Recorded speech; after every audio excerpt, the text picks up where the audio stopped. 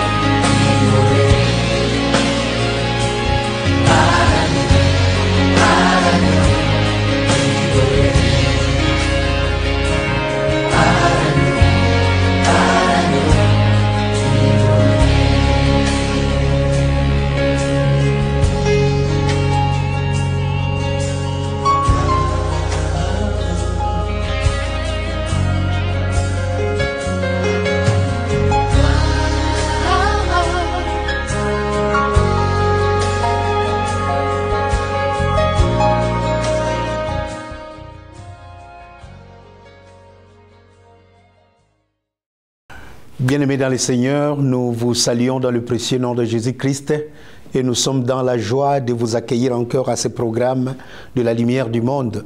Nous voulons saluer tous les bien-aimés qui nous suivent sur notre chaîne de radio, la radio de la lumière du monde, la radio qui amène le salut chez vous à la maison.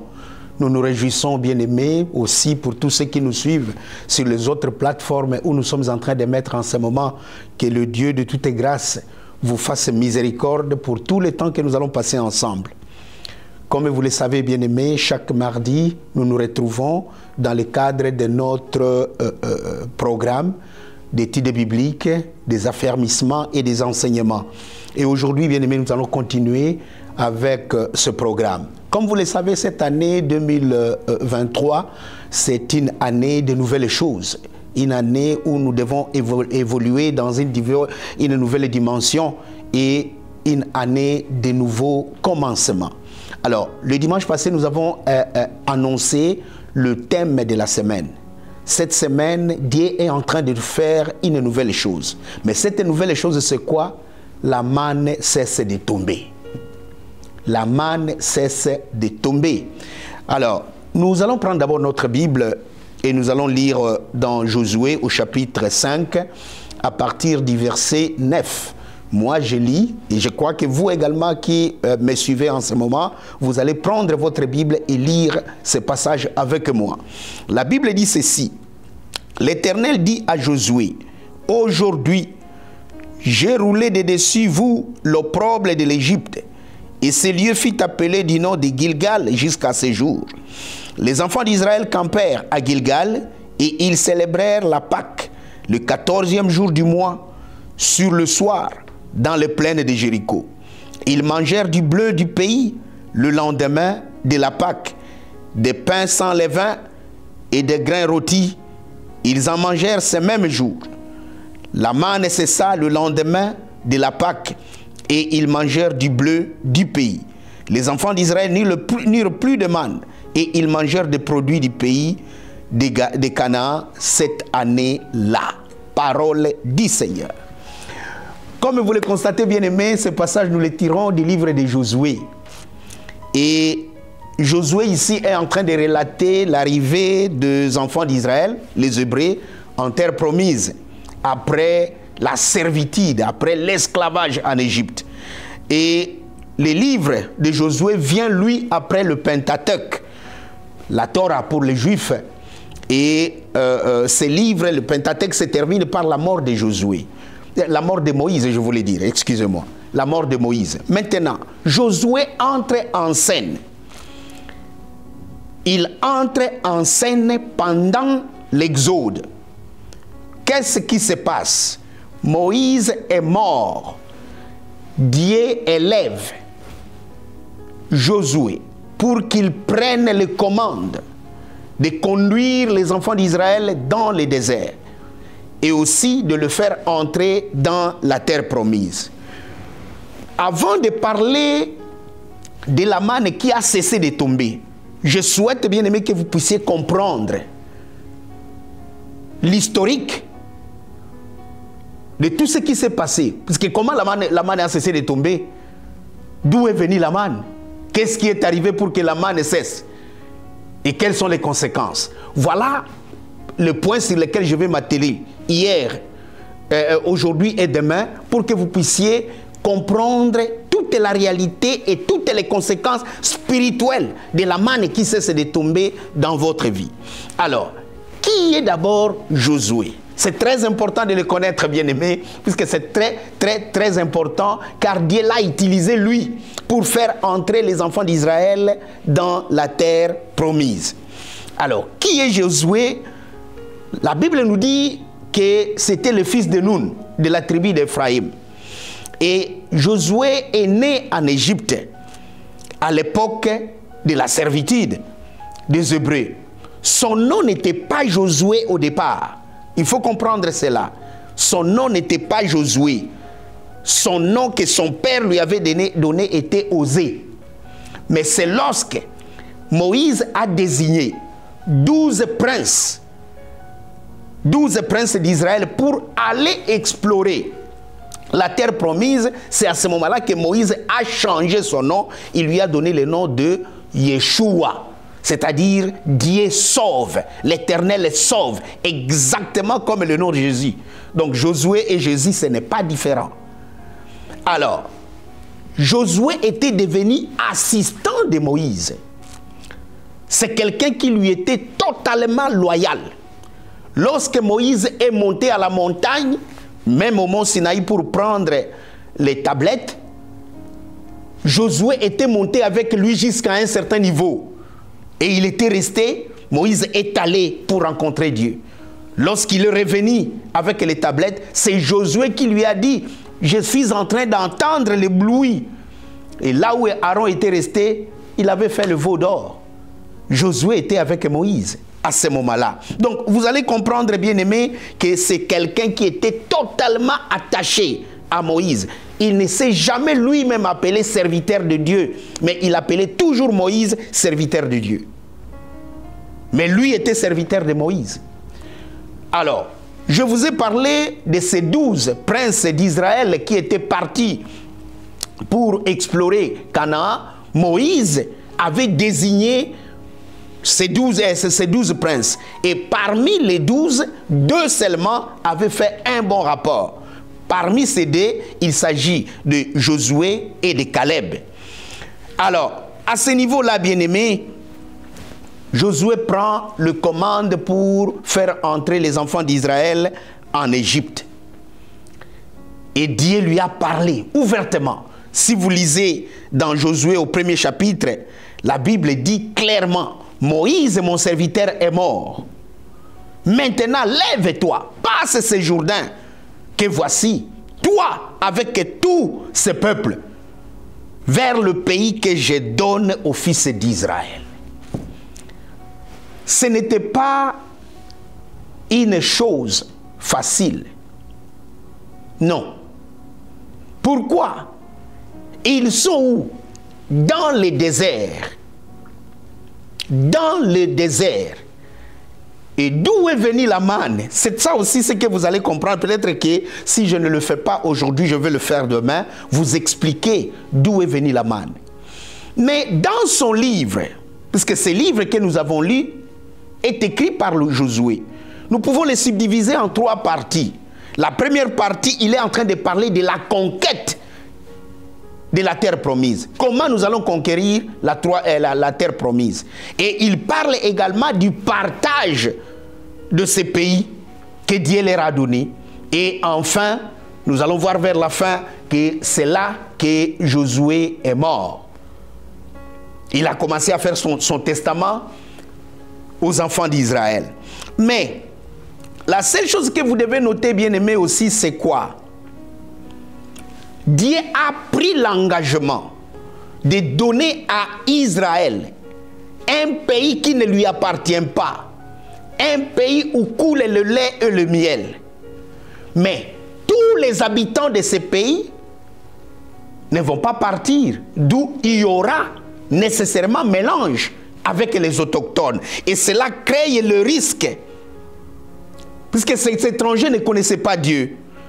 Cela crée le risque d'une infidélité, le risque d'une tentation, le risque de ne pas se conformer à la loi de Dieu.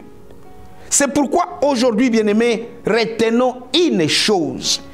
Si Dieu nous fait la promesse, quelle est notre responsabilité dans cette promesse? Je reviendrai là-dessus. Maintenant, revenons à Josué. Josué doit prendre possession de la terre promise. Pour prendre possession de la terre promise, il se dresse devant lui un obstacle, exactement comme son patron Moïse.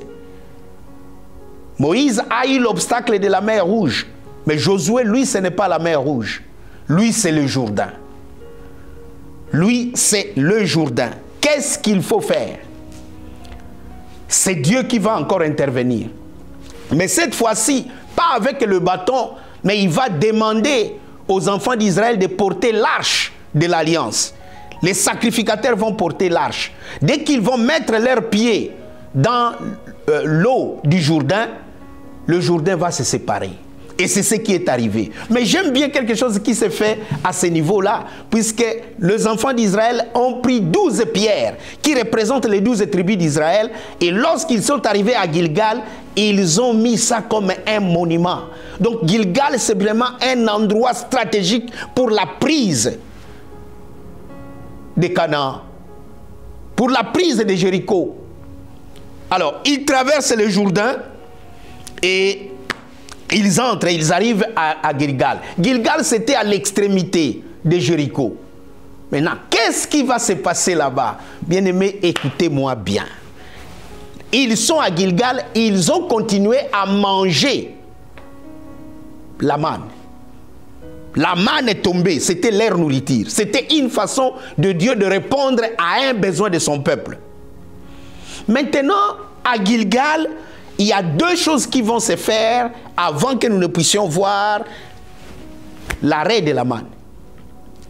La première chose, les rois des Amoréens, les rois des autres nations ont appris que Dieu a fait traverser Israël à sec. Israël a traversé le Jourdain à sec. Cela a créé la terreur dans la vie des autres nations. Et moi, je suis convaincu, bien-aimé, que Dieu va faire quelque chose dans ta vie qui va semer la terreur dans le camp de l'ennemi. Dans cette année de nouvelles choses, que Dieu te donne quelque chose, qu'il accomplisse quelque chose dans ta vie. Et je suis rassuré que ceux qui vont voir ce que Dieu va faire dans ta vie, ils seront étonnés. Je suis sûr que là où tu es en train de dire un bon amen. Tu es en train de célébrer Dieu à cause de ce qu'il va faire dans ta vie. Maintenant, pour entrer dans les nouvelles choses, Dieu va dire à Josué, 1. Fais des couteaux de pierre pour faire la circoncision de tout le peuple que tu as. Tout mâle parmi toi doit passer par la circoncision.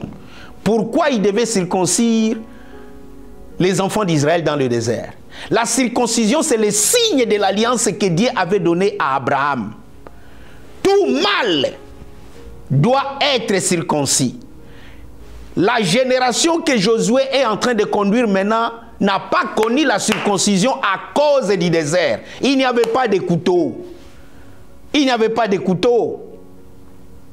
Puisque tous ceux qui ont connu la circoncision en Égypte sont morts. C'est une nouvelle génération qui s'élève. Cette génération n'a pas connu la servitude en Égypte. Donc, imaginez-vous, ils ont fait 40 ans dans le désert. Maintenant, ici, Josué se retrouve avec des gens qui n'ont pas connu l'Égypte. Ils ont quel âge? Le minimum, c'est 40 ans. Le minimum, c'est 40 ans. Ou alors moins de 40 ans. Donc, il n'y a que Josué et Caleb qui avaient au moins dans les 80 ans. Donc, vous allez comprendre qu'ici, il y a une autre mentalité. C'est la mentalité des gens qui sont nés dans les déserts. Tout ce qu'ils connaissent, c'est la manne. Et pour la manne, ils n'ont pas travaillé. Pour la manne, ils n'ont pas cultivé. Ils sortaient le matin et ils ramassaient. Alors Dieu commence un autre processus dans la vie. C'est pourquoi, bien-aimé, dans ta vie, aujourd'hui, Dieu fait aussi faire ta circoncision. Paul nous parle de la circoncision dont nous avons besoin. Ce n'est pas la circoncision de la chair, mais c'est la circoncision du cœur. Alors, si tu veux entrer dans de nouvelles choses cette année, dans une nouvelle dimension, commence d'abord à faire la circoncision de ton cœur. Enlève tout ce qui n'est pas nécessaire. Puisque le prépuce de l'organe mâle, c'est juste un petit membrane qu'on enlève. Est-ce que tu peux enlever quelque chose de ton cœur pour que Dieu te soit totalement favorable? Ça, c'est très important que chacun puisse comprendre cela. Alors, deuxième chose, il va célébrer la Pâque. Vous vous rappellerez, bien-aimés, pour sortir de l'Égypte, ils ont célébré la Pâque. Mais ici, pour prendre possession de Canaan, ils doivent également célébrer la Pâque. Donc la circoncision de cette deuxième génération a une signification et la célébration de la Pâque a également une autre signification. Nous souhaitons vraiment insister là-dessus. Pour prendre possession des choses que Dieu nous donne, nous devons avoir la circoncision du cœur. Et aussi, pour prendre possession des choses que Dieu nous donne, nous devons savoir célébrer Dieu. De quelle façon tu célèbres ton Dieu? Très important. Alors, Josué insistait sur cette célébration. Pourquoi? Puisque cette célébration commémorait deux choses. La traversée, la sortie de l'Égypte et le miracle de la mer Rouge, et celle du Jourdain et l'entrée dans la terre promise. Est-ce que tu peux célébrer Dieu dans ta vie? Pour ses bienfaits, dimanche nous avons expliqué cela. Nous ne pouvons pas nous taire devant le bienfait de Dieu. Et aujourd'hui, je souhaite encore insister, tu ne peux pas te taire lorsque Dieu fait de bienfaits dans ta vie. Il faut absolument le célébrer. Alors, bien-aimés, nous voyons maintenant les enfants d'Israël qui célèbrent la Pâque. Ils célèbrent la Pâque de l'Éternel. Mais cette célébration va amener quelque chose. Puisqu'ils sont là où ils sont, le peuple, les autochtones ont fui. Ils ont fui. Ils ne sont plus là. Ils ont laissé derrière et les récoltes. Pour une fois, les enfants d'Israël vont préparer le pain sans levain. Ils vont manger le bleu du pays. Ils ont mangé le bleu du pays. Et la Bible nous dit, le lendemain, la manne cessa. La manne cessa. Alors, pourquoi la manne a-t-elle cessé de tomber? Ça, c'est le plus important et je souhaite, bien aimé, avec vous, comprendre ce qui se passe. Pourquoi la manne a-t-elle cessé de tomber? Dans le livre d'Exode, il est dit que le peuple, lorsqu'ils ont traversé la mer Rouge, ils étaient pris en tenaille entre le désert et la mer. Et d'ailleurs, en parlant de la mer avait un double symbole aux enfants d'Israël. C'était d'abord la détresse. Vous vous rappelez la scène qui s'est passée devant la mer Rouge? Ils sont venus pleurer auprès de Moïse. Pourquoi tu nous as fait partir de l'Égypte? Nous aurions bien voulu servir les Égyptiens et mourir là-bas, plutôt que de venir mourir ici. Donc la mer avait ce symbole-là de la détresse et aussi de la mort inévitable. Maintenant, cette commémoration représentait cela. Maintenant, ils sont là, ils ont commémoré, ils mangent le produit du pays. Dès qu'ils mangent le produit du pays, la Bible nous dit la manne s'arrêta. La manne s'arrête.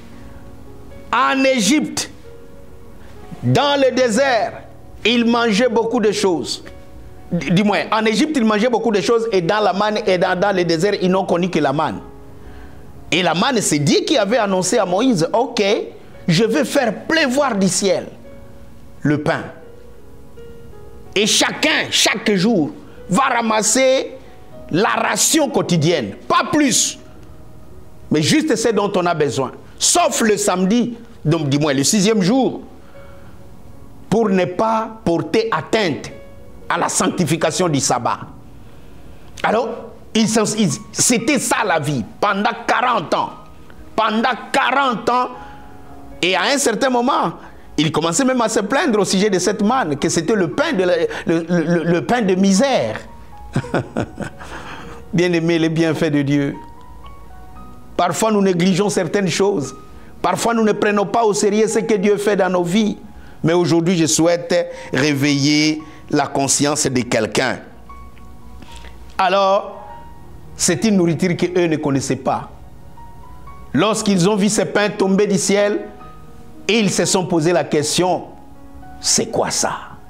Alors, si vous ne connaissez pas la signification de la manne c'est quoi ça? Et en hébreu, ça se disait exactement manhou. C'est quoi ça? Ils sortent le matin, ils voient le c'est quoi ça? Et chacun ramassait son c'est quoi ça? Bien-aimé, Dieu va faire des choses que toi-même tu ne peux pas expliquer dans ta vie. Lorsqu'il veut te faire entrer dans de nouvelles choses, tu vas te poser la question, c'est quoi ça? C'est la manne. C'est la manne. Maintenant, la manne s'arrête. C'est quoi? Quelle est la signification de la manne qui s'arrête? Puisque dans notre compréhension de ce que je suis en train de vous dire, la manne, c'est la façon dont Dieu a répondu aux besoins de son peuple. Il y avait un besoin, ils doivent manger. Et Dieu a répondu à ces besoins-là. Maintenant, ça s'arrête. Ça veut dire quoi? Ça veut dire quoi? L'homme seul ne pouvait pas provoquer la manne. C'est la grâce de Dieu. C'est un miracle surnaturel que chaque matin, lorsqu'il sortait, il trouvait la nourriture. ils ramassaient la nourriture. Ce que Dieu leur a donné gratuitement, sans effort, ça pleuvait comme de la pluie dans leur vie. Ainsi, vous voyez 3 mots, bien-aimés, qui sont rattachés à la manne.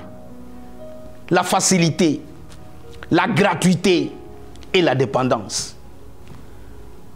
Maintenant, ils entrent dans la terre promise. La Bible nous dit la manne cessa, la manne cesse. Et là, bien aimé, je souhaite vraiment m'étendre là-dessus. Il y a des bénédictions qui ont une durée dans notre vie. Il y a des bénédictions qui expirent dans notre vie. Et il ne faut pas vous habituer à certaines bénédictions lorsque ces bénédictions doivent prendre fin. La manne était certainement une grâce et une bénédiction venant de Dieu. Mais est-ce qu'elle était encore nécessaire dans la terre promise? Non. La manne n'était plus nécessaire dans la terre promise. Au contraire. Donc la cessation de la manne, l'arrêt de la manne marque le commencement d'une nouvelle vie. Oh, dites-moi un bon amen et je continue. La manne s'arrête et la manne ouvre un nouveau chapitre dans la vie des enfants d'Israël. Cela veut dire quoi, bien-aimés?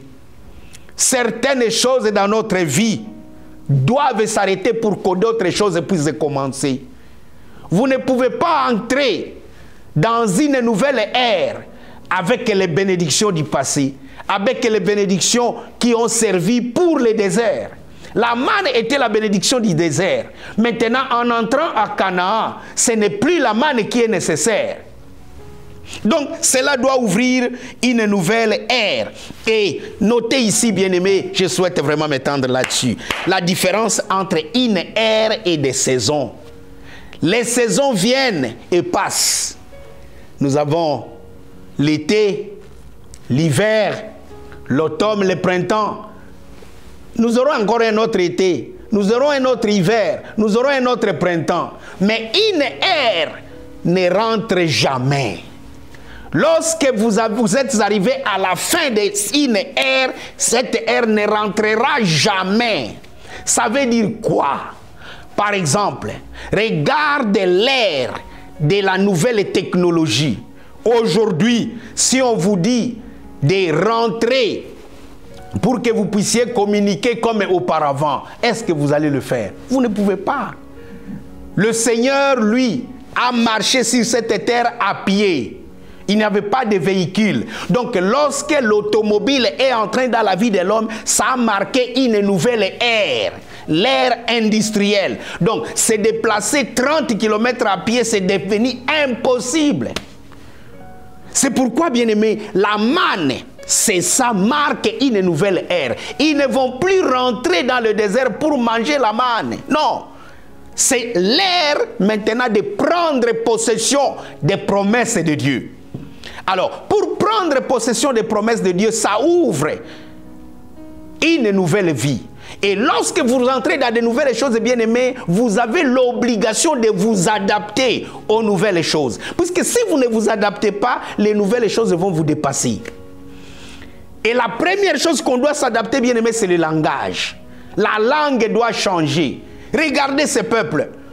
Chaque matin, ils sortaient pour ramasser. Mais maintenant, ils ne peuvent plus sortir pour ramasser. Ils doivent travailler. Le langage doit changer. Au lieu de ramasser, maintenant, c'est travailler. Vous devez travailler.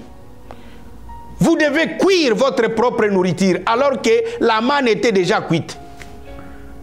La manne était déjà cuite. Mais maintenant, il faut faire le bleu. Il faut faire du pain pour manger. Ça, c'est, vous devez vous adapter. Non seulement le langage qui doit changer, mais également la mentalité. La mentalité de la dépendance doit changer. Je ne dépends plus de ce que Dieu me donne gratuitement. Je dépends de sa grâce qui m'ouvre des portes pour que je puisse acquérir moi-même. Dites un bon amen, bien-aimé. Oui, Ça, c'est ce que chacun d'entre nous doit comprendre. La manne cesse pour te permettre de commencer ou d'entrer dans une nouvelle mentalité, d'avoir un autre langage et même un autre comportement. Regardez le comportement de la manne. C'est de dormir jusqu'à un certain niveau. Mais maintenant, dans la terre promise, ce n'est plus le sommeil. Le paresseux va mourir de faim. Ainsi, vous devez agir. Lorsque une ère se termine et une autre s'ouvre, vous devez agir. Et tout celui qui agit, bien-aimé, reçoit. Il reçoit. Dieu a parlé. Il a fait des promesses. Et chacun d'entre nous doit jouir de ces promesses de Dieu. Donc la manne ne reviendra plus jamais. Ainsi, il y a des bénédictions dans ta vie qui ne reviendront jamais. Lorsque Dieu t'a ouvert la porte pour ce mariage, si tu l'as négligé, ça ne revient pas. Dieu t'a ouvert la porte pour cette opportunité d'affaires. Tu l'as négligé, ça ne vient pas. Et même lorsque Dieu t'ouvre la porte pour une bénédiction des affaires, ouvrir une entreprise, tu dois changer le comportement, tu dois te comporter en patron. Tu dois te comporter en patron. Lorsque Dieu te donne la bénédiction de servir dans un ministère, il te donne le don, le talent. Si tu le négliges, bien-aimé, ça partira pour toujours et ça ne reviendra là jamais. Donc il faut savoir se saisir de la bénédiction du moment et de savoir se débarrasser lorsque cette bénédiction n'est plus nécessaire. Il ne faut pas s'accrocher ou s'agripper à quelque chose qui ne pourra plus te servir dans la destinée. Non. Il y a des choses qui nous sont servies il y a 20 ans. Mais est-ce que nous devons encore nous accrocher à cela? Non, nous devons aller de l'avant. J'aime toujours évoquer cette histoire, cet exemple de la mâchoire avec Samson. La mâchoire qui a tué 1000 personnes. Après avoir tué 1000 personnes, il l'a jeté puisque ce n'était plus nécessaire. Ce n'était plus nécessaire. Et c'est très important de comprendre qu'il y a certaines choses qui ne seront plus nécessaires. Ainsi aujourd'hui, bien-aimé, là où tu sortais pour ramasser, maintenant il faut sortir pour cultiver. Il faut sortir pour prendre possession. Il faut sortir pour moudre. Il faut sortir pour cuire. Il faut sortir pour manger. C'est ça le comportement de la manne qui cesse. Demain, je vais m'étaler suffisamment sur les conséquences de la manne qui cesse. Je vais absolument vous donner l'historique de cette manne. Comment nous en sommes arrivés là? Comment? Et qu'est-ce qui a provoqué la manne dans la vie des enfants d'Israël? Mais aujourd'hui, retenez une chose. Chaque bénédiction de Dieu dans votre vie a une durée. Si vous consommez un produit dont la durée est expirée, ça risque de vous causer de la maladie. Et dans les choses spirituelles, c'est pareil, bien-aimé. Une vieille bénédiction qui n'est plus nécessaire peut vous causer des problèmes. C'est pourquoi aujourd'hui, je vous ai, bien-aimé, terminé par ces conseils que je vais vous donner. Je souhaite vous donner un conseil. 1. Reconnaître. Reconnaître que Dieu est en train d'agir. Alors, si tu reconnais que Dieu est en train d'agir dans ta vie, qu'est-ce que tu vas faire? Tu vas te positionner. C'est ce que j'ai appelé dans ce message, s'adapter. Il faut savoir s'adapter. Notre Dieu n'est pas statique. Depuis que nous avons commencé cette année, je suis en train de vous démontrer que notre Dieu est un Dieu de nouvelles choses. Et ici, il y a une nouvelle chose qui entre dans la vie des enfants d'Israël. Et pour nous aujourd'hui, il y a une nouvelle chose qui doit entrer dans notre vie. Une nouvelle chose est d'entrer dans notre vie. Quelle est la nouvelle chose? Le changement. Le changement de langage, le changement de mentalité, le changement de comportement pour nous adapter à la volonté de Dieu selon sa promesse de maintenant. Sa promesse de maintenant.